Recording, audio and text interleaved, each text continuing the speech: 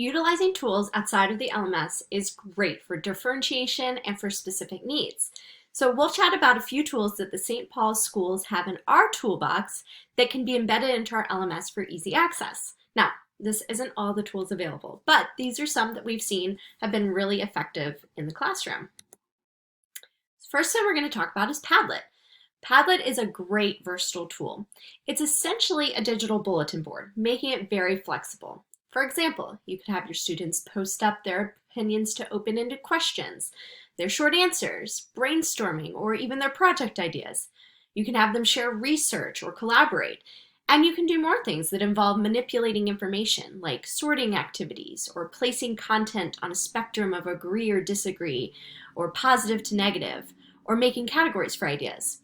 It's also great for those times when everyone wants to share their opinion, but you don't have time for all of the, well, I think, well, I think, well, I think. Now, a word to the wise. Digital classroom management with this tool and similar tools is key, and always reviewing your netiquette guides and deleting anyone who doesn't play nice is always wonderful. There are features, though, to help you with this. So now you can use our Office 365 logins to attribute to their posts so you know who is posting what, and you also have the ability to moderate posts before they show up on the board for everybody. Pear Deck is another great tool to have in your virtual toolbox. It allows you to rock formative assessment within your PowerPoints, checking for knowledge, asking opinion questions, even using Likert scales to gauge confidence of student responses. Now, you can use the self-paced version when you want to assign for homework, and the live version when you want to push the questions straight onto your students' computers. Edpuzzle is an amazing little tool that allows you to embed questions into YouTube videos, your own videos, or other EdTech videos such as Khan Academy or Discovery Education, and lets you track student progress and answers. There's a lot of options, including the ability to turn off or on fast forwarding and skipping ahead, and the video won't play unless the tab is active. Oh, and there's also a live mode where you can project it and it sends the students the questions that you've embedded. Now, let's be honest, we live in a world with YouTube tutorials and TikToks and Netflix, so how can that translate into academics?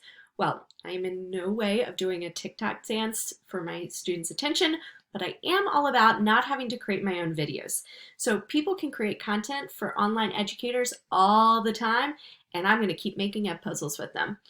Studies have shown that attention spans are declining, which, boo. But that interaction with content can help student learning. Yay! So using interactive experiences in videos can really help your students succeed. It can also help with accountability. We've all done it. We've all assigned a video to watch outside the class, but then when you come in the next day, you have no idea who actually watched it.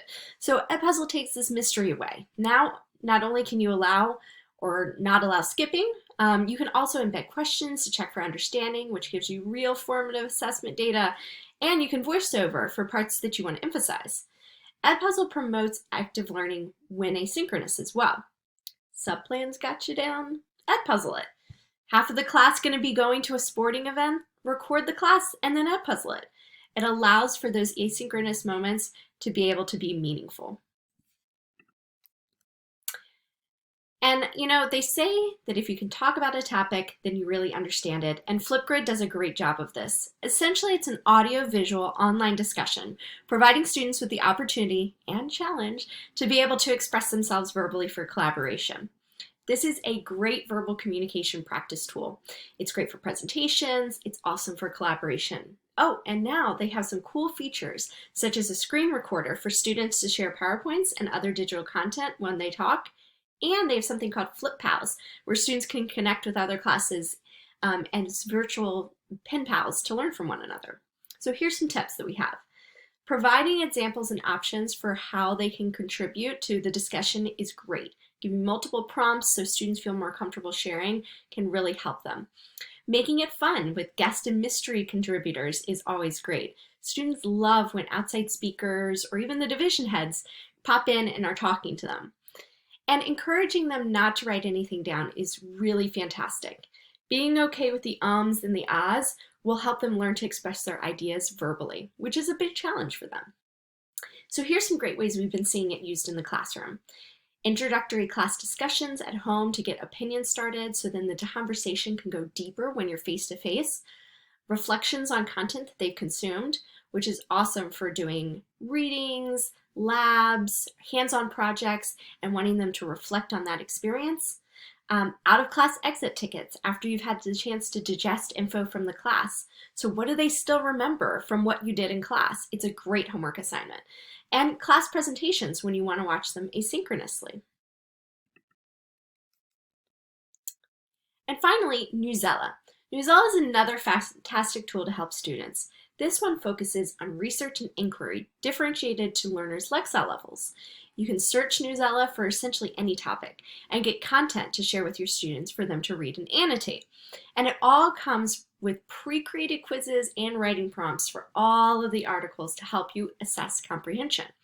Some great ways to use this is for differentiation, for ability or interest, for conducting research, and for practicing those annotation tools. So hopefully these are some good places to get you started and learning about those third-party tools.